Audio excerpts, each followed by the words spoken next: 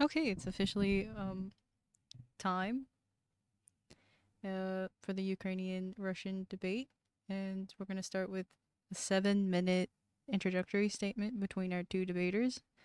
And our first one will be Tell. All right, Tell, are you ready? Yeah, yeah, I've just got to quickly move to my script. All right then. Am I free to start on? Yeah, you have the floor. Whilst the media might have you believe that this war just kind of came out of nowhere, it's been building up for several years now. And whilst many arguments in favour of the invasion exist, I'm going to rest mine upon the protection of not only the lives but the human rights of the people in the Donbass. We have to look into the past to understand this conflict fully. It began fully with the 2014 revolution, and the rightfully elected government and the President Viktor Yanukovych was overthrown for refusing to just be completely a pro-Western government and was just adopting neutrality, really. The coup was backed by the US and the EU, along with all these various Nazi paramilitary groups like the Azov Battalion of the Right Sector. And then they banned Yanukovych from running again, which completely it kind of goes against democratic principles to ban your opposition from running. And then they also passed a lot of anti-Russian language laws, which restricted the use of Russian language and mandated the use of the Ukrainian language. If you look at the election of Yanukovych, he was elected largely by Eastern Ukraine, with his largest majorities being the Donbass and Crimea. So now, if you've got to think of this from the position of the Donbass and Crimea, they've just elected a president, and that president's been overthrown, and now their language is being restricted. About two-thirds of the Donbass speaks Russian as a first language. So you shouldn't really be very surprised, and they become very angry at this attack on their democratic rights, and this attack on their language, and really an attack on their culture in general. So they decided to exercise their right to self-determination and voted in a completely democratic referendum for independence, both of them maintaining quite large majorities for independence. Because, I mean, they've got no reason to stay in a country if it's going to overthrow their government and it's going to restrict their language. Of course, the newly installed nationalist anti-Russian government was never really going to accept this secession by ethnic Russians. So they started bombing these areas, often targeting a lot of civilians. There have been great documentaries made about the plight of the people in the Donbass, especially made by RT, about all these civilians having to deal with constant shelling by the Ukrainian army. And Russia, as these other ethnic citizens, really do have an obligation to help these people who are facing death and destruction at the hands of the Ukrainian government.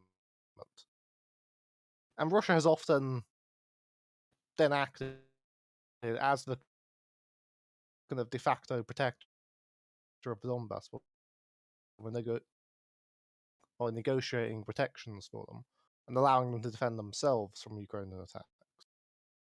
But Russia has been completely unable to actually directly protect Donbass for several years, always relying on efforts, such as the Minsk Agreement, in an attempt to stop Ukraine from killing its own people. They planned a ceasefire in the Donbass Agreement, and they also planned to however, despite Ukraine actually signing the Minsk agreements, they never actually agreed to implement it. In fact, one of the sources I posted shows a poll from just a few weeks ago in which the Ukrainian citizens still oppose implementing it even now. They're effectively telling the people of Donbass that they must assimilate into Ukraine or die. And Russia has for years attempted to negotiate a diplomatic solution to the conflict, but they've had nothing to show for it due to this kind of bad faith negotiation with the Ukrainian government. And we see in the days before the invasion that they sent an ultimatum to the Ukrainian government that they have to end their war against the Donbass and also accept Crimea as Russian. And Ukraine completely refused to accept this ultimatum. And when we look at the Russian recognition of the Donetsk and Luhansk People's Republics, they signed a treaty of mutual defence with them. And under that treaty of mutual defence, either party must come to the aid of the other if they face invasion, which the Donbass definitely do in this case. So Russia is obligated through its treaties to defend the Donbass. Ukraine could have easily entered its war against the People's Republics of the Donbass years ago, and it's refused to do so. So they've really just brought this war on themselves. They've been bombing their own citizens, and they've ceded significant power to these Nazi paramilitary groups, and at all times they've refused to negotiate in good faith with these independent republics. Fundamentally, what this concerns is the right of the government to protect the secessionist movement by its own ethnic citizens who are facing a genocide after declaring independence in the face of oppression by their government. Any other government would do the same if they were in the same position. If ethnic Spanish citizens in Portugal facing oppression voted for independence and then faced a genocide for the decision, Spain would intervene too to protect them. Russia cannot be expected to stand by while they watch the independent People's Republics of Donbass face invasion and genocide. This is about the right to self-determination, a principle that liberal democracies should be protecting, yet often they haven't. And Russia, acting as the true heirs of the Enlightenment, have embarked upon this pretty just course of protecting this right for its defense of the Donbass and the Donbass People's Republics. Of course, many people said that the invasion could be considered illegal, but the 2014 coup was also illegal. So a direct response to something illegal really I consider to be quite just, especially when the illegal invasion is now being used to prevent more harm caused by a formerly illegal coup. The West has no right to engage in this kind of blatant hypocrisy of supporting a government brought to power illegally, yet saying Russia can't protect the Donbass because it's illegal. Legality is clearly not the question here. The real dispute here is, do people still have a right to self-determination? And I argue very strongly that the Donbass do still have this right, and Russia should be applauded for protecting it. So that's it. All right, can I go, Trashman? Yeah, yeah. Let me just Okay. reset the timer. Okay, go ahead. Okay. So we spent the last few days writing and rewriting a bunch of shit because I figured that I had to approach all bases and expect anything from people defending Russia. So the first olive branch that I'm going to extend to tell is that Russia, NATO, the US, all of these parties were only talking about empires and imperialism. I'm not a lib. I don't want NATO to win. I don't want the US to win, but I also don't want Russia to win. I think to dismiss Russia as imperialist is is indifferent, indistinguishable from defending the US as not being imperialist somehow. So, when it comes to Ukraine versus Donbass, I am absolutely in favor of Donbass becoming independent if they so choose to be independent. I think Ukraine pushing back with hostility towards the people of Donbass is bad. I think that Ukraine, I think that it's completely reasonable for Ukraine to stop attacking Donbass. Um, and I would also maybe extend this to Crimea, maybe, but Crimea gets a little bit more complicated. But when it comes to Donbass, I think any people, any group of people have the right to seek independence if they so choose. Um, However, when it comes to self determination, I think it's really rich to talk about the self determination of one country to invade another. I don't think that actually exists. And I don't think you would defend that for any other country on earth. I don't think you would defend the US invading any country to support some insurrectionist movement. And in fact, I've gotten shit in the past for saying that the US's influence and the aid, the military aid it's been providing, is actually bad. I don't like it. I don't want it. And so I agree with you that the US should have no finger in this. I don't think they should mess with it. But I think that this is not just a two body problem. I think it's a three body problem. It's not just US versus Russia, it's US versus Ukraine versus Russia. Because if you believe that the US is imperialist and that NATO is imperialist, then Ukraine is as much is as much a victim as Russia technically is, because it's also NATO and the US are also against Russia. But Ukraine is just like a third worlder country, like in the Cold War, that's just receiving these empires, wanting to assimilate it into their bosom, right? And so I think that when it comes to what is best for people here, I'm not going to look for either Russia or the US. I'm going to look for Ukraine specifically. When it comes to the claims that Russia has been making to justify their invasion, I think they're all straight up lies. In fact, I'm going to point to one of the videos you posted in the open mic chat, which is one of your sources, which has the subtitles in English. And I'm not going to dispute the translation. However, the video is also very obviously edited. I found the full version of the interview, and while it does not have the English subtitles, in yours, the subtitles are presented as like a continuous train of thought, but parts are cut out and split together. And if you actually go and look for the original interview, which I can link if you want, it shows the whole interview as like many different conversations and topics being discussed.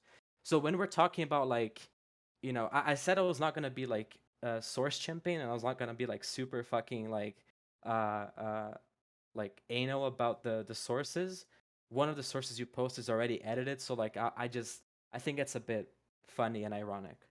Um, when it comes to countries in Eastern Europe, it is true, as I said before, that they do feel a push and pull from both sides. You have the West coming closer, the East also coming closer. And so I think that it is absolutely fair to imagine a world or to advocate for a world where these countries are not harassed by either side. And so when it comes to like the people of Ukraine, which by the way, the coup in 2013, there's no real evidence that it was a coup. Everything that happened was voted by parliament. Yanukovych didn't have to, or is it Yanukovych? Did not have to run away. He did because he ordered the police to start killing protesters. He did not need to run away. In fact, the only reason why he was put out of the government is because the parliament voted that he was not apt and that he had obstructed himself from performing his duties because he had literally run away from the country. Um, I think that when we're talking about like the rights of the people of Ukraine, I think that they also have the right to not be invaded. I think the people of Kiev have the right to not be bombed. I think that people of any of the cities right now that are being shelled brutally have the right to not be shelled. And when we're talking about imperialism, we're talking about empires that are using their either soft power through diplomatic or economic means, as well as hard power through military forces, subjugating minor countries, smaller countries around it to inflate their sphere of influence. I don't think Russia is justified because I'm anti imperialist. I think that imperialism, as I said, is when you subjugate countries to your own desires and your own interests. I don't care about the interests of Russia. I don't care about the interests of NATO. I care about the interests of the Ukrainian people. And when it comes to Donbass, I think the Ukrainian people are also, or the Ukrainian government is also at fault for doing what they're doing. But I don't think Russia has anything to do with it. I don't think Russia has any right to invade Ukraine to fight a war that is not theirs. I would say the same thing for NATO. I don't think NATO should help Ukraine. I don't think the US should help Ukraine. But supporting and advocating for Russia in this case is just no different from supporting the US for implanting or installing democracy, quote unquote, in the Middle East. I guess we're going to talk also about Nazis in Ukraine, which is also a very funny topic. Um, but I have some questions to ask you as well. But I guess we can start with the back and forth. Oh, all right. Okay, all right then. Um, let me just finish the timer. Tell you can rebuttal. Well, I would put to you is, I mean, you say that the US is obviously also sorry about the noise. You say that the US is also a kind of an aggressor with its influence. But what I would put to you is, when you've got this state in Ukraine, which is engaging in genocide and won't allow secession, and it keeps bombing people who support secession, but what should you do to support the people who want to secede? So when it comes to secession, so I'm gonna give you the argument that I gave that is anti-US and anti-NATO. Because I was in some leftist channels and some leftist servers, and they were talking about how the US was right in sending weapons and things like that to Ukraine. I think it is wrong to do that because I think that is an imposition of US interests into these conflicts. I think that being anti-imperialist is understanding that when countries have issues with themselves, with their own people, or their own whatever, when you have these external forces, these empires pushing in and betting and putting their stakes on their preferred victor here, I think you are in a way pushing. I think you are in a way supporting and empowering imperialism. Like when you have uh, a situation in Ukraine, which I think is bad, I would be hesitant to call it genocide. It's shitty that it's the people of Donbass are being killed. I think they should be let go. I think that the Russian language ban is weird, but like when we're talking about genocide here, I think I would be hesitant to call it that because I don't think that there's like this push to kill Russian people. I don't think Ukrainians want to exterminate all Russian people.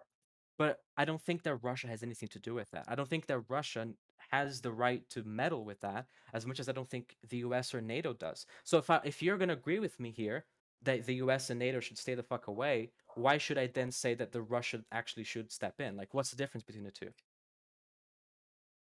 I think the difference is that these are their ethnic citizens. These aren't just some random. This isn't just a random group they've just joined. They've just kind of hitched onto for no reason. This is their ethnic citizens supporting their kind of their national language.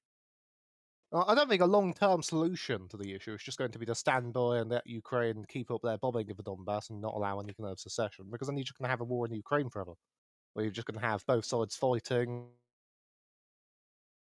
Mm-hmm. I with I no one guess supporting either I side guess until one side eventually wins. You're going to have far more deaths if you just allow a continuous civil war. Well, but then I guess you are making the imperialist position here, right? That's the position you're taking now, because that is the exact same argument that the U.S. makes every time it invades and shells the fuck out of some poor Middle Eastern country.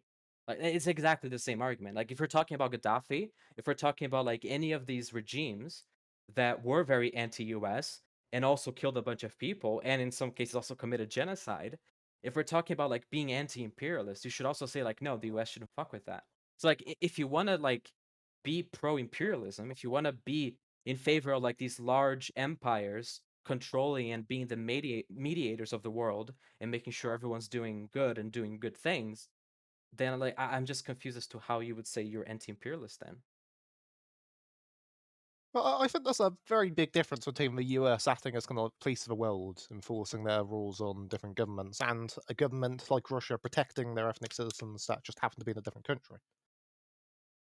I don't I think mean, there's a big I difference, don't think no. it's really imperialism. I don't think it's really imperialism to protect their ethnic citizens. It may be if Russia was invading Ukraine because it wanted to restore the USSR and it wanted to get all their kind of all the land of Ukraine into Russia, I'd say that's imperialism, yes. But when you're just kind of protecting your ethnic citizens of the Donbass, I don't think it's imperialism. I think it's liberation.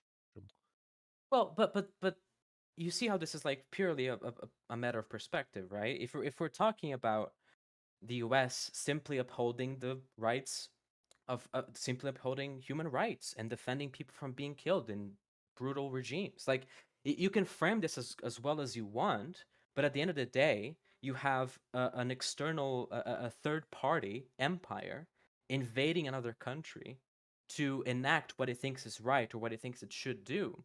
And I just you saying that it's like, oh, but it's to defend their people. I don't. Well, the U.S. does the same, and they said that it's to defend democracy and human rights. Like you can frame it like that, but at the end of the day, you are kind of saying that Russia should be like the policeman of this conflict, because otherwise, I can just say, well, sure, then the US should also be doing that in defense of, human rights and democracy and liberalism or whatever, capitalism, because that's what it says it's doing. So like, what's it like? Can you give me like something more fundamental of a difference here, aside from like what Well, they claim? well, the difference is that Russia has inherent ties with this because these are their ethnic citizens. When the US kind of intervenes, they just kind of hitch onto a random group that they support. They don't have any ties to them previously. They aren't speaking English. They aren't ethnic Americans. They don't have any ties to America. They're just kind of joining them because they agree with them politically. In terms of Russia's case, Russia isn't just a random third-party empire that has just hitched onto these groups for no reason. These are ethnic Russians speaking Russian. These are culturally Russian people. They have strong ties to Russia inherently. I'm not saying it's for no reason. I'm saying that it's a very good reason for them. Russia has a lot of Russia gains a lot from doing what they're doing, but just saying because they're ethnic Russians just doesn't cut it. At least not for me. I could say, as I said, I've talked to a lot of pro-U.S. like conservative like neocon types that talk about the because the U.S. can, it should defend democracy and liberalism and human lives. In fact, if we're talking about selflessness, if we're talking about like helping people, then you could make the argument that actually the U.S. is defending democracy and human rights. I just you can say that it's for like ethnicity. I don't think that cuts it. And if we're talking about reasons why Russia's doing this, I can give you a billion reasons why Putin would want to do this. I can give you a billion reasons why the U.S. would want to do anything. I can't really give you much reason to like justifies that beyond, well, it's good for them and they want to do it. I don't think Russians' will and desire to do something overrides another country's, I guess, right to not be harassed or invaded. I mean, it's not just an ethnic unity; it's a cultural unity. Well, I mean, these nations kind of form out of nowhere often, but what they form on is culture, cultural unions. And in this case, there is a very similar culture between Russia and the Donbass. So I think that's definitely a very strong reason to intervene in this case. Well, then now you just replace ethnicity with culture. I you can say it's culture, ethnicity, I don't know, any word you can use to replace this. You're just gonna, at the end of the day, and we can move on from this if if there is no agreement. At the end of the day, you are supporting an external third party with whatever reasons they have. They might have plenty of reasons, but you're saying that it's okay for them to invade Ukraine because they have their own reasons, the same way that the US would want to invade another country for their own reasons. You're just saying that one sounds better than the other. And well, in fact, I would say that like maybe ethnically, I don't think it's like good to like focus things on ethnicity or culture. I'd say that like if we want to play optics here, the US is a much better optics game because the US supports democracy and freedom and liberalism. So like I just, you can say culture, you can say ethnicity. I just disagree. I don't think that that's a justification. And I think that that's just imperialism with like a coat of paint. If you want, we can move on to something else because I have some questions that I want to ask you. That's I'm okay. fine with that. Okay. So I don't know what your position on this is. Well, when I talk to people who defend Russia, it seems that they're also very big on like agreements that have been signed. And I see a lot of people, especially in the ones in some of the sources you've provided, that talk about Ukraine's independence or Ukraine's sovereignty in quotations, which I think is kind of weird. And I'd like to ask you about all of the signed agreements that Russia and the USSR both put to paper, talking about not only never swearing to never invade Ukraine, but also recognizing, admitting its entire like perimeter and border to be independent and to be free and to even be able to decide its own like security agreements. Like I have a few here, like the 1990 Paris Charter, the NATO Russia Founding Act, the Budapest Memorandums. Like I can read them off to you if you want, but like Russia has already promised and put to paper like many of these things, recognizing independence, recognizing sovereignty, recognizing that Ukraine could choose to become part of other security and defensive acts. Like, what changed for Russia? Well, I think the US has also kind of refused to adhere by its agreements. Like you have a very famous non-signed agreement with Gorbachev, where it wasn't put to paper, but they agreed that NATO wouldn't expand 1 inch past Germany, and then they expanded past Germany. And in terms of Uh, the kind of Russia agreeing to support the borders of Ukraine, they have done that consistently for quite a long time. The only reason it's changed now is because Ukraine has started genociding these ethnic Russian citizens. If that, I mean, if we didn't, if the 2014 revolution had never occurred and these ethnic Russians weren't facing a genocide, Russia would still be adhering to its agreement to support the borders of Ukraine. I think it's only changed in this case because the whole situation has changed. This isn't just a unified country with all its citizens being treated equally. It's now a country attempting to genocide a significant portion of its country. you I say don't it has, think Russia. you I say don't it think has Ukraine really has genocided? a sovereign right Go ahead. to genocide its citizens. Well, I think it has been engaging in genocide for 8 years. Yes. Well, because you can see that with language laws, where they've been restricting Russian language and been mandating that news stations and books must be published in Ukrainian. You've also got restrictions on like where you can use Russian. I don't think it's allowed to be used in the Ukrainian, which would probably serve Ukraine quite well if they did the opposite. Where they kind Okay. of had a kind of bilingual solution where you can use language in Quebec with French, or you can use English. So I think it's the nationalist government of Ukraine with their obsession with supporting the Ukrainian language and opposing the Russian language that has caused the conflict. Though Russia has exhausted 8 years of diplomacy trying to solve it, and Ukraine rejected it at all times. Yeah, when we're talking about like Ukraine's relationship with former USSR, I think that's like fair. I don't think that Ukraine has the duty or the responsibility or the I guess I don't think they're obligated to be pro Russia.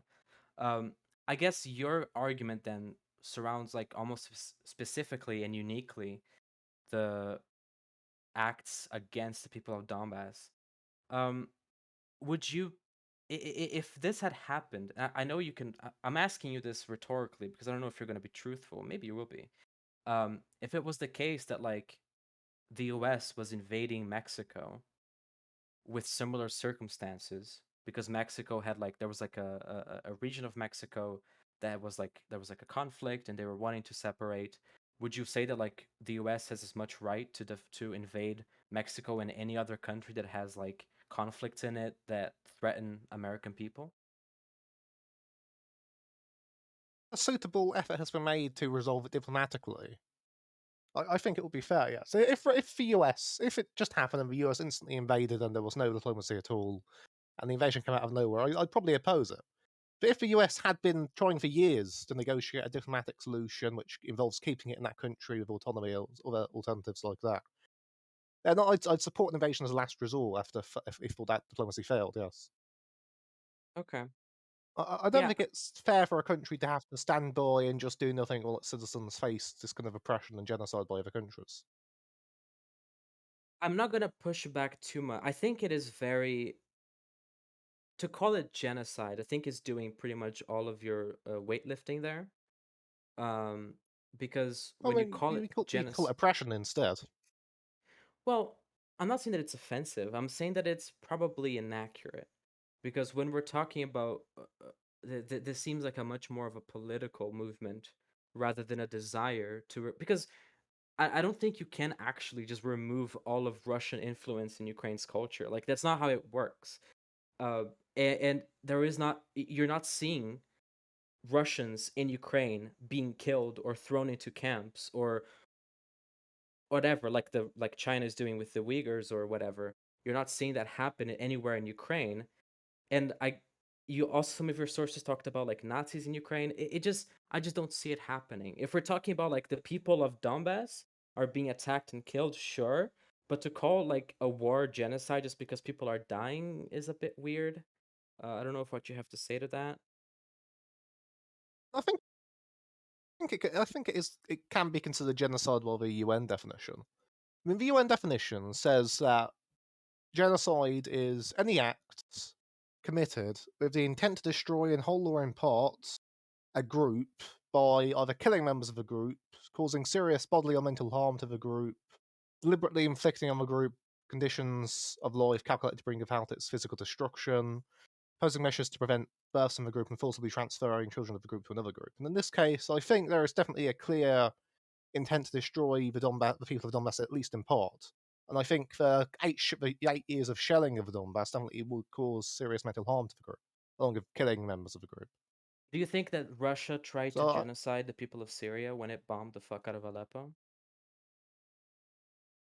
well, it was doing that with the permission of the Syrian government, but I don't think they should have intervened in Syria, no. Well, that's not what I asked. Do you think they also were genociding the people of Syria? That's a tough question. I would say I'd have to I look would say into it no, more. actually. I don't think that it's fair to call just because there's like a war or a conflict and a lot of people die and there's like a push for like a political isolation of that people of that region. I don't think you can call it really genocide. Which is why like for an example, I one of the claims that I've made in the past is that the US had a bit of a genocidal move with the Japanese during World War II because not only did they nuke fucking Japanese cities, they started to lock up Japanese people in the U.S. Like, I think that that's probably like if in Ukraine right now you had the war in Donbass, and in the rest of Ukraine you had like these very strict like Russian people were being put into camps, or like Russian people were being reported by the police to the police and being sent to like re-education or whatever. I think could have more of a leg to stand on there. But it just seems like people are dying in a war. I would call, I like if by your standards, I would probably be more comfortable calling Syria genocide, but I don't think it's also a genocide. I would be super comfortable calling the Japanese thing in the U.S. a bit of a genocide. I just it just feels like, especially with some of the videos that you posted that were edited, it feels like this is a very convenient narrative to play, which again just goes to support Russian imperialism. The same way, talking to you right now, I don't know if anyone else can feel this, and I imagine it would be so. It feels like I'm talking to some like a neocon that is like defending the actions of the U.S. in the Middle East because doing so would be supporting freedom of whole of humanity and democracy of the whole of humanity. It would be making the world a better place. But in this case, it's different because it's cultural, I guess. I don't think that that makes much of a difference. Um, wh- do you think Nazis are a big problem in Ukraine?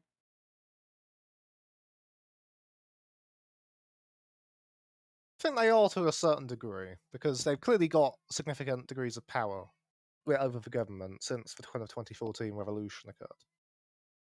I mean, I don't think they're much of a problem when it comes to like electorally, since they've participated in elections they haven't done very well. But I think their influence on the paramilitary groups is pretty high. I do think Ukraine will probably benefit being removed, as is kind of occurring with the invasion. You're That was a bit of a contradiction there. You said they were part of the government. Well, they're not.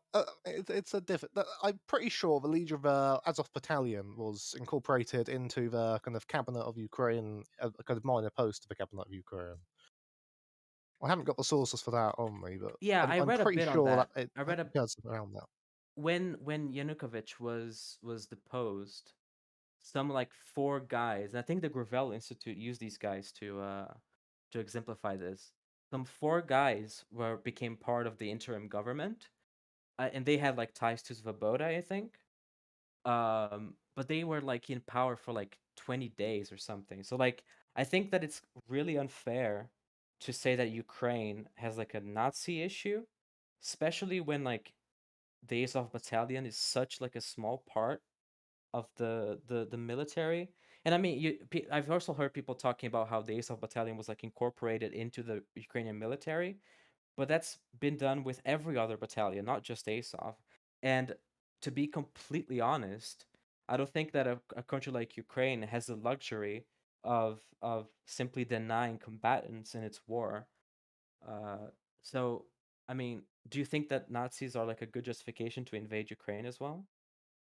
Well, I don't think it's the key justification, but I do think the fact that they have this kind of influence while you've got this kind of oppression, and I would argue genocide of the people of the Donbass going on, I do think it is a reason to, yes. Of course, if like nothing else was going on and they were just existing in the country, I don't think it would be a reason to invade just like that. I think it's definitely an addition to the reason to invade, though. Okay. Uh, all right. I guess I kind of got what I sort of wanted. I don't hear any difference when I talk to neocons, when I talk to conservatives, when I talk to people who are pro US or NATO. Um, every argument you've said they've used with slightly different wording.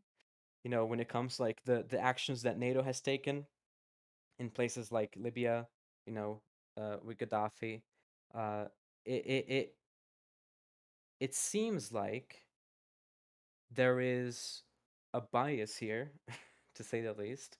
It seems like because Russia is a bit of an underdog in the situation, because Russia lost and Russia is in a worse position than the US, that their imperialism is seen as a sort of righteous nationalism after being how do you say, after being oppressed by the West, when I don't think that's right. I think that when you have two empires and you have a country in the middle being affected by that conflict like Ukraine is, I think you're in a situation where neither parties are justified and you just have to look at the people in the middle.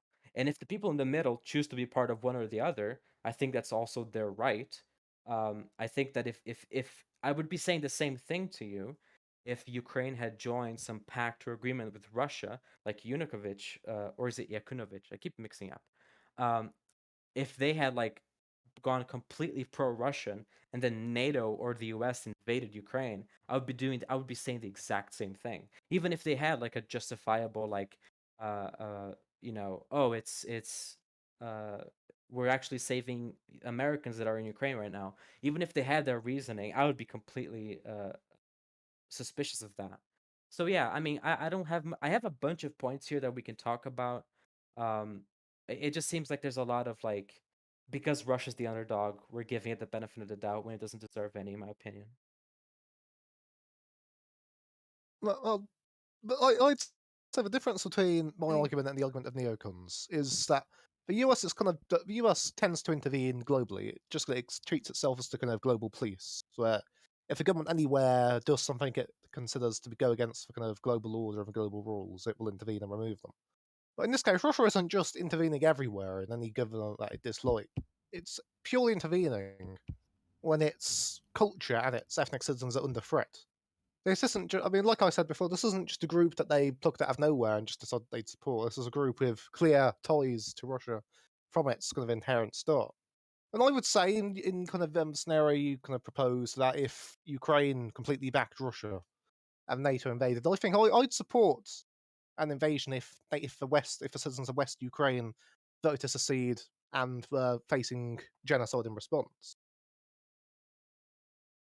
I actually think you're wrong, very dramatically when you say that Russia is only doing this and it only does things to like its own people and ethnic. Like, what would you say to like groups in Russia, like the Wagner Group, that operate globally at the behest of almost Putin directly? Like, Russia does have an international global influence, not just like politically, economically, and diplomatically with countries in South America and the Middle East, but also like militarily. Wasn't there like a situation where the U.S. bombed some place in the Middle East, as always, but Russia had lied as to whether or not it had Russian forces in that region, and they got bombed because of that. Because Russia and the U.S. have like this thing where like they warn each other before doing shit, and Russia had lied. So like, it seems that Russia is extremely comfortable with going global in their efforts. It just seems like they can't because they're too weak. So like, what would you say to that? Meant it in terms of direct intervention, not in terms of just helping another country. This is the first time Russia has actually invaded the country for quite a long time, and it is purely because of this kind of cultural unity with the secessionists. In terms of their kind of intervention in other countries like in Latin America, I would say I'd oppose them. I don't support Russia going into Syria or kind of militarily endorsing any other group unless it actually is the same scenario where they're protecting their ethnic and cultural citizens. How can you say that? Wait, of course, Russia imposes soft power, but the only reason why we call NATO uh, uh, uh, an imperialist force is because we understand that just because it's not a military force, just because it's not like a violent like takeover of a country, it's still imperialism. The only reason why the US right now is imperialist, not because it has like military actions in Afghanistan or Iraq or whatever. It's because it has like this global influence of political and economic and diplomatic force being part of NATO, being part of the UN. Like, so when you say that like Russia doesn't do things directly and like not militarily, it's like, well, the US does the same thing. Like most of what the US does in the world that we would call imperialism is not done through like at a gunpoint. NATO itself only expands to countries, which I would say is a bit of a subjugation. I think that when a country becomes part of NATO, it is subjugated in some aspects. Even NATO, I would say, is an imperialist tool, even though they're not invading countries. Like they're not like taking Ukraine by gunpoint, like Russia. They're not like doing like Russia, like invading with military. So why would you say that like Russia is different because it doesn't do things directly? I mean, I think the kind of influence of NATO is really secondary to its actual invasion power. I mean, NATO it isn't like Russia in the fact that it's invaded far more countries than Russia has for a long time. You've got like in Yugoslavia where they invaded without kind of UN backing even. So I think the kind of invasion power of NATO and its threats to invade countries is much more prevalent and important than its kind of subtle influence as a kind of powerful pact, especially when getting countries to join. Well, I just that I don't think that answered my question. If Russia is different and better, and I guess from your perspective, not imperialist because it acts indirectly and not through military means, then I would say 99% of what the US does is not, they're not military invasions. So like I would say that like okay, so then they're enacting their soft power to influence diplomatically and economically other countries in the world just like the US does. I just don't see it different. I think just because, as I said, just because Russia's the underdog and Russia is unable to do it, just because Russia has lost the Cold War and Russia got fucked and is only able to like do things at a smaller level. Like I think fundamentally the mechanisms which they use to enact both things is absolutely the same. No? I would disagree on that. Because I mean, the US, its soft power and its kind of assistance of other groups, I mean, like I said before, they don't have ties to them. You can look at the kind of situation in Venezuela, where the US has kind of funded opposition groups, and it's kind of subtly encouraged coups and things like that. They aren't doing it based on any cultural ties like what Russia's doing. They're doing it because they don't like the government of Venezuela. I think it's very different to what Russia's doing, because Russia isn't just intervening everywhere they don't dislike a government, not directly at least. But when they are directly intervening, it's because they're protecting their actual cultural citizens. When the US intervenes, it's rarely for the same reason. Well, but then again, I think we're just gonna. I think I'm just gonna like end this, or I guess we can end it back and forth because we're going a bit in circles now. But it just seems like you're giving all of the benefit to Russia and none of the benefit to the US, when I think you should be giving none to either. If you say that like, oh, the US does this because they want to take over, but Russia does this because they want to save people. It's like, well, why do you think that they want to save people? Is it because they said so? Is it because like I don't I think that when Russia says it wants to do things, you seem to assume that that's what they want. But when the US does things, even things that are above board, we always are suspicious of them, rightfully so. I think again we're using two different measures for the same thing here. I think you're assuming benevolence to some extent to Russia, but when it comes to the US, you're saying that they're only doing like you're giving the analysis, you're giving the in-depth analysis when the US does something, but when it's Russia doing it, it's very superficial. Oh, they're doing it to save people. I don't think that's. I think again, I've that's what I've been trying to nail here is that it seems that you're just trying to justify imperialism. Well, Sarah, is that Russia has spent 8 years trying to trying to resolve the situation diplomatically. This isn't just that it's come out of nowhere and that they've invaded saying they're trying to save people. They've spent 8 years trying to do that. I mean, they attempted to secure autonomy for Donbass in those 8 years. And I mean, that wouldn't have benefited them much. They were doing it purely to save their lives there and end the conflict. So I think we can assume the benevolence to Russia because of that kind of 8 years of diplomatic effort spent on trying to protect people. Isn't it possible that I they mean, spent 8 years trying to go the diplomatic route because going the military route would be disastrous to their economy? I mean, I wouldn't consider so. No, I'd say it was mostly because they wanted to protect their lives, though. I mean, that they wouldn't have benefited much from the Donbass getting autonomy in Ukraine. So it would have benefited them much more for them to actually have a kind of independence of the Donbass than it would be to have an autonomous Donbass. So if they were doing it purely based on what benefits them the most, they would have invaded right after the 2014 revolution to support the kind of Donbass and get them independent. But they didn't. And they spent those 8 years instead trying to secure it diplomatically. So I wouldn't say it's purely just a kind of cost benefit analysis for Russia. I think it is a kind of principle of supporting the people there. I have no idea where you get this charitability from. I think it's incredibly naive, especially from someone like Putin. If we're talking about like Nazis in Ukraine, I can give you a bunch of names of like government-funded pro-Putin nationalist groups in Russia that were used to like oppose opposition groups in Russia. I can talk to you about like the Russian imperial movement, which I don't know if you know, but trained not only fighters in Donbass but also neo Nazis that went on to like bomb Sweden or whatever. I I I I think you're. I think for some reason, mostly I don't want to say just because you think U.S. bad, But for some reason, it seems that you are absolutely 100% comfortable with assuming the best intentions for Russia. I mean, it seems to be that it's like your presupposition. Russia wants to do good. Russia wants to save people. Russia wants to just save their Russian comrades.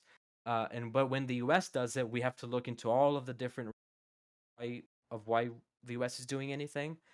I think to anyone that is anti-imperialist, this just like screams of bias. This screams of using two different measures.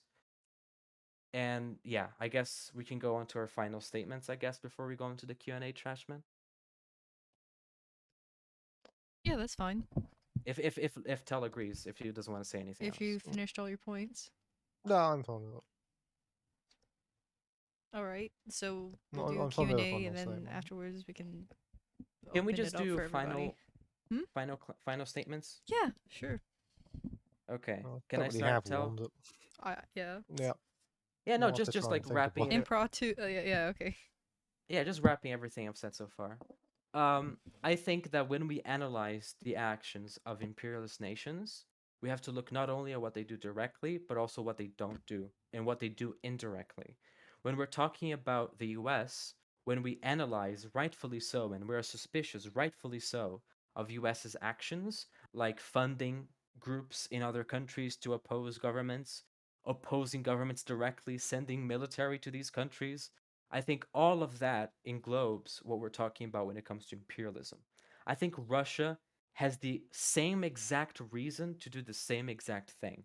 The only difference is that it's the underdog. It doesn't have as many resources and as many allies as the US does.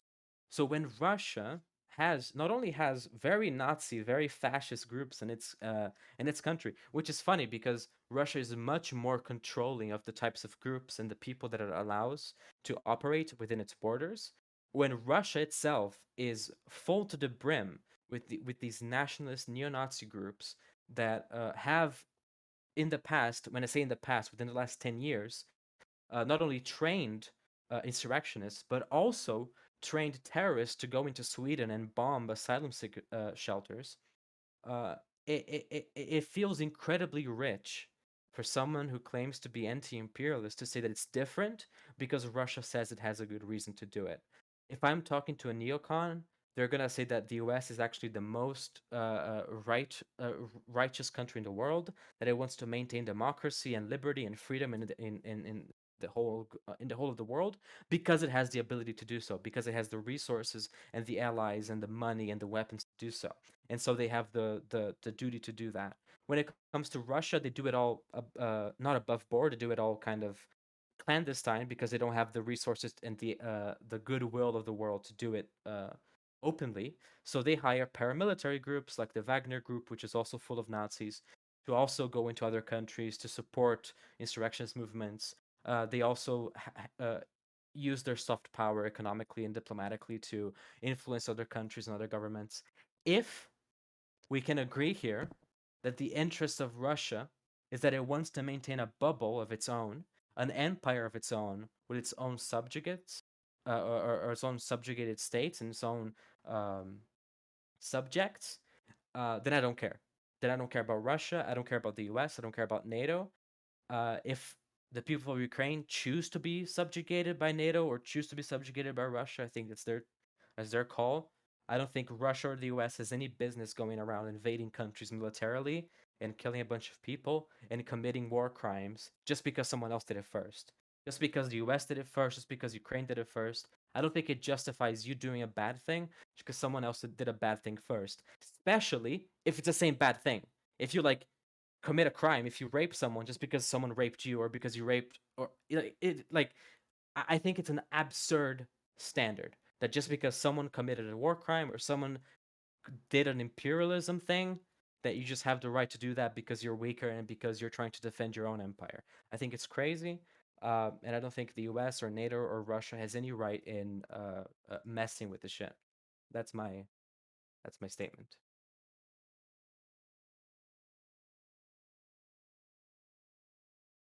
Can I start? Yeah, go ahead.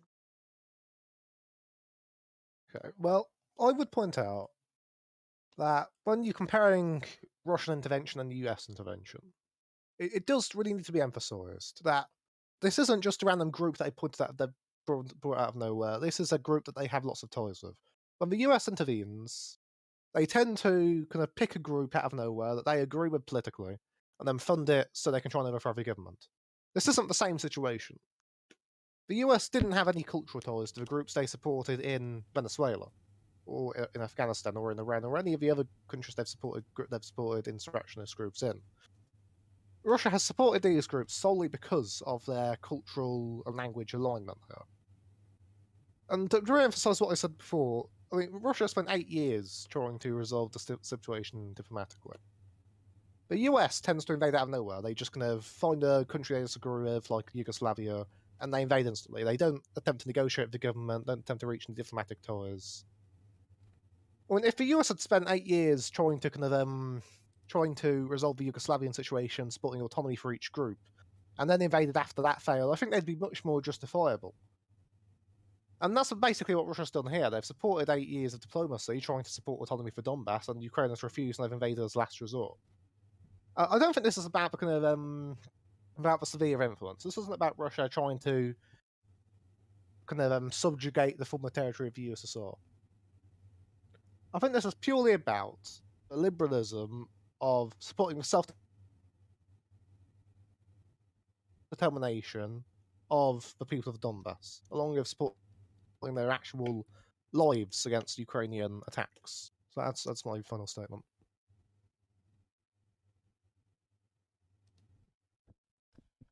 Okay, well, if everyone's finished, we're going to move on to the Q&A. So let me just unmute people so they can ask questions. And if you can't talk, just go into no mic chat and ping them if you have a question on your mind.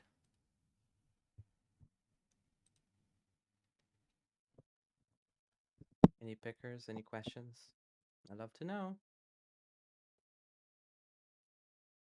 So from both of you, really quickly, in terms of reason to interfere, including obviously like ethno-nationalism and imperialism, like do you define a difference between, like, I don't know, let's say some American investors having an interest in Ukraine because of wanting to stay like politically environment stability for profits, and then like ethno-nationalism of another one. That's sorry if that's unclear. I can repeat it again if you need. Are you asking the difference between an economic interest in a country versus an Yeah, ethnic exactly. So interest you in a said like country? imperialism. Obviously, imperialism is a complex thing. It involves a lot of different things.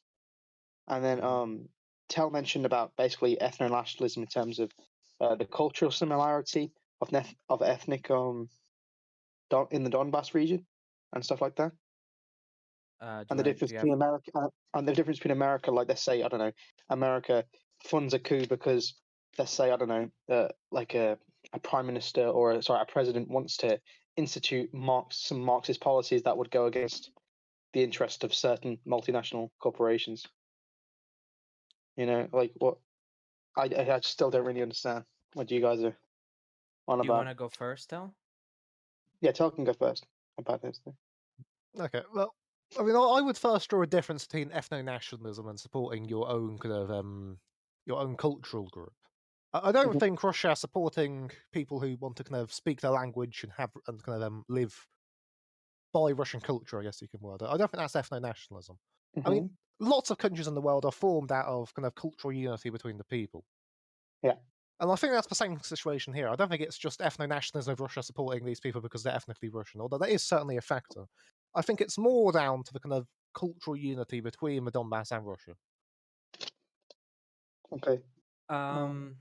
When it comes practically, de facto, I don't think there's much of a difference when it comes to the actions of these countries. At the end of the day, you have claims by these countries. You have like the US claiming one thing, Russia claiming another thing. The issue with these empires, like Russia, like the US, is that whenever they say they're doing something, it can probably be true, but the ramifications of that action are probably not something we want.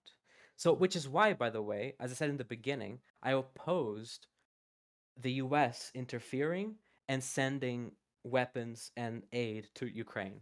Because people that I've talked to, like leftists, say that it's only the US doing a good thing and helping someone who needs it. When Well, obviously, it, but what about the argument it helps create a safer business environment in terms of markets? So like obviously, because let's say the democracy, right? A country that's democratic is more likely to be prosperous by just data, well, just so data I analysis. think that that's probably an I think when the US does something, I think that's probably like some of the biggest reasons is economic and trade partners, Mhm. a greater influence in these regions, like in the Middle East, like having bases in the Middle East is very important for the US. Um, Yeah. I just don't think it matters. I don't think it matters what the US says. I don't think it matters that the US says, oh, we're doing this just for money, or we're doing this to save the people of this region that are also ethnically whatever. And also because like Tell at this- that point yeah, you start yeah. asking like, well, what is an ethnic Russian? Is it just because someone claims to be Russian or someone comes from Russia? Like I just don't care. It's like not something that I don't think there's a difference. Okay, thank you for you both. Thank you, cheers. Okay, I have one Starfruit asked a question. question as well. Okay, I have a question. Oh, Lizard, hold on, like, Jaheim. oh, Starfruit asked first. I guess we can like go what? for her Oh, first. Trashman, you want to read her question? Oh, yeah. Is it no mic chat? Yeah. For both of you, what is the ideal outcome of the situation that you can see happening? Is it Russia gaining control over Ukraine, the US NATO having more influence over Ukraine, or more opposition against Russia, etc.? Sal, you can go first. Yeah, sure. You can go first in this case. I just need to get a source for this. All right, whoever Okay. wants to go. I think that the best, if I were in Ukraine right now, I feel like best outcome is obviously neither Russia nor US interfering with Ukraine. But I have said before that I think Ukraine should have just given up and surrendered. Um, just to purely save lives. Like if you're living in Ukraine right now and you want to live longer, I think that the best solution is to just fucking give up and to fight another day. I don't think Ukraine has any chance in winning anything. I think that Ukraine lo- lost the moment it got invaded, and so the best case scenario, I mean, utopian would be if neither interfered. But I think in this case, I think if we want to save the people of Ukraine, I think just giving up would probably been a little bit better than fighting and so many people dying. But I don't know. Maybe Russia would have just fucking killed people anyway. Who knows? Who knows? To Chaim, you have a question? I don't know. I'm just gonna wait for Lizard to answer first, I Oh, guess. well, it depends if he found the Oh, source. If he hasn't found the oh yeah, source, we yeah, could just yeah, move yeah. on Sorry. to you. That's not a source, but I just had to write an argument for it. So my ideal resolution would be, firstly, obviously the secession of the Donbass under their territory. I think the Luhansk and Donetsk People's Republic should be recognised by Ukraine as completely independent and sovereign states. I think the Minsk agreements could have worked where they were allowed autonomy in Ukraine, but I think Ukraine's kind of killed too many of them now for it to be acceptable. I think that they also need to kind of. I think it would be beneficial for them to restore Viktorovich as president, as I do think he's really the legitimate president of Ukraine from when it was from when it was more democratic. And then I think it would be beneficial if Ukraine could have adopted the policy of kind of détente of Russia, where they accepted Crimea as Russian and they also declared neutrality and didn't plan to join NATO in their constitution. Can I say something? I think I don't know if it's disingenuous or if it's misinformation. There are like millions of people living in the Donbass region, and if you look up like the war in Donbass, the big conflict since 2014, like 14,000 people died. It's not like Ukraine have decimated Donbass and made it like a bare wasteland. There's like millions of people still living there. So I think it's absolutely like reasonable, and I think that they should be if they want to be independent. I think they should be.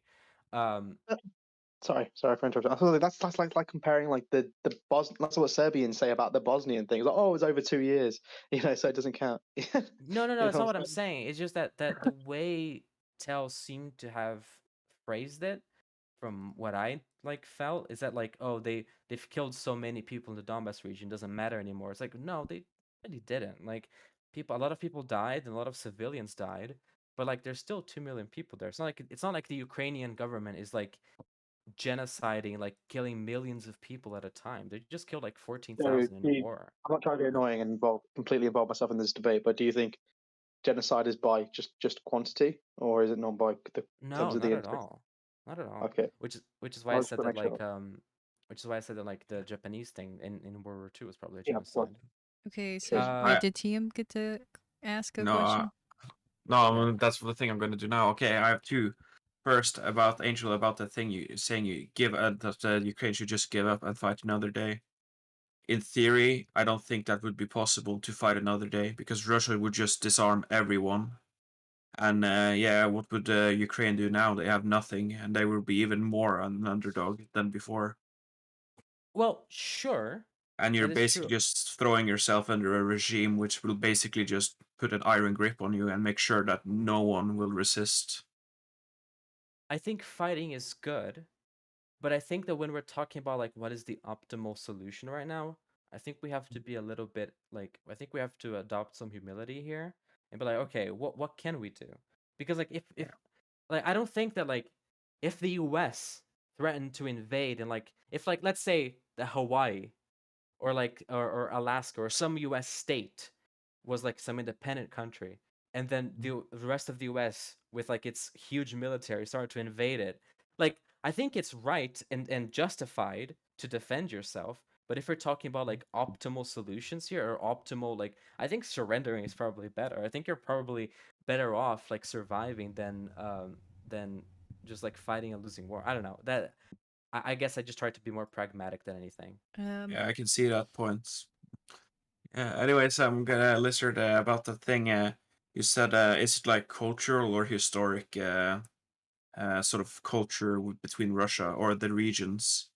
Like, what do they need to sort of be for the for it to be like quote unquote Russian?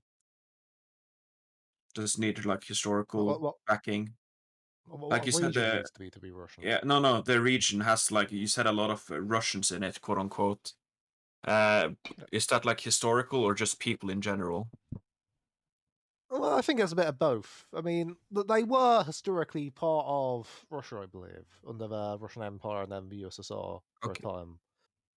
yeah, But I don't okay, think it's purely down to historic, because otherwise they'd have claims on Poland. I think it is also down to speaking Russian and having a kind of Russian culture based on that language and things like that.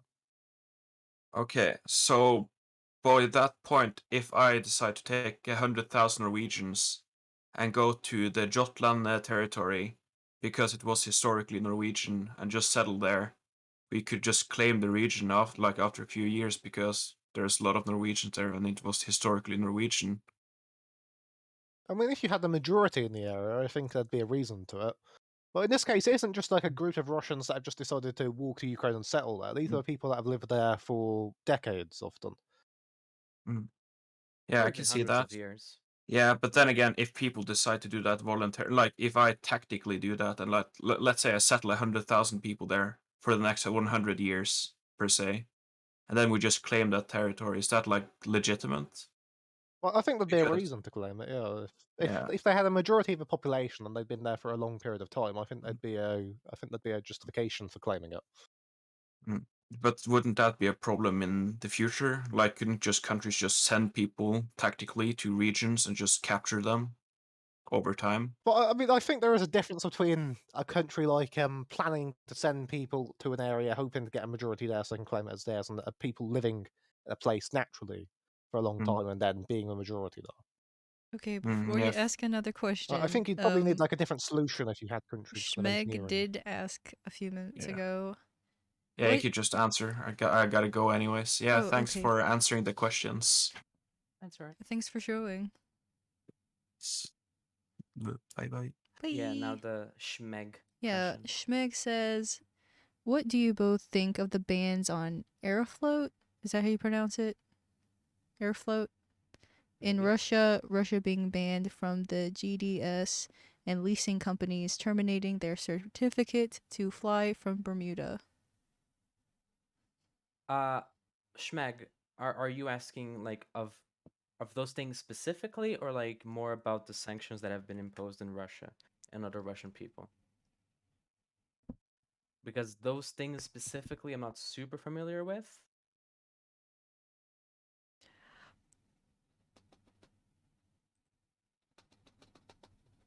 I guess those are sanctions anyway.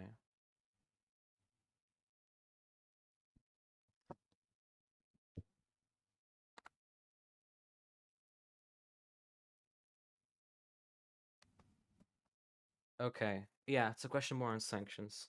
Tal, you want to go first? Yeah, I suppose. I mean, I think the sanctions will. I think they are damaging short term. I think they will be quite beneficial long term. Because we've seen in response to it, they've kind of adopted more national. Well, not they haven't adopted it yet, but a lot of members of the kind of United Russia Party have called for nationalising the kind of remains of the industries that have decided to leave. And I think following these sanctions, Russia will probably have a more socially planned economy than they started out with. Because they'll be more aligned to protectionism and kind of things that are produced locally over internationally. And they likely will end up nationalising a sizable amount of the countries that, not of the countries, of the companies that leave. So I think the sanctions will actually end up being beneficial for Russia in the long run. I think the sanctions are bad. I think that they are an act of like, depending on the circumstances, I would probably even say that they're an act of aggression at times. Like, we can see many examples of countries being completely destroyed and completely alienated from the rest of the world, or the rest of the world, the most fruitful markets, due to sanctions by, well, sometimes mainly just the US. I think people are hurt. I have sympathy for the Russians that are fleeing Russia right now to live in better places, or places with more with a better economic position. I think it's bad. I think sanctions could also, you could also argue very much so that it's also a form of imperialism, in the sense that, like, well, the US basically holds the ability to completely cut you off from the rest of the world, and you have nowhere else to look for. I guess maybe China, but then China also is threatened to be kind of in the bad side of all these countries. So yeah, I think it's bad. I think it only hurts people, and more often than not, it hurts the poorest of the people. If that answers your question, I guess that includes like the air flight companies and stuff like that.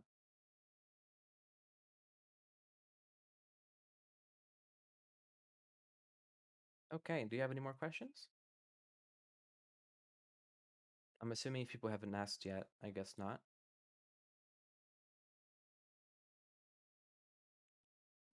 Okay, last chances for a question before we, I guess, wrap it up and leave it up for whoever wants to talk. Yeah, I guess it's done. All right then. Thank you for showing up, guys. Thank you. It was fun. I'm gonna stay here, I guess. Yeah, me too. Well, I can I'm just people gonna can stay continue here too. talking. Angel, I have Hey, a Paul, question. Angel, I have a question. go ahead. Do you believe the rumors that Russia has deployed a secret weapon in Ukraine that can, break down cities with like one swoop? You heard about that? No, what's the weapon? Super Your curious. mom? Oh, did they just drop her off a plane? Yeah, It's like a kinetic weapon, right? It just like it has its power just through like mass and gravity. yeah. Yeah, the kinetic force can shatter cities within seconds. Yeah, I heard that. It's pretty. They call it the vacuum. They call it the vacuum bomb. No, and here's Yeah. the thing. She'll just make a sucking motion, and since your mom can like suck God. chrome off a fire hose, Okay. All right, we're done. We're she'll done. suck up all the Okay. soldiers.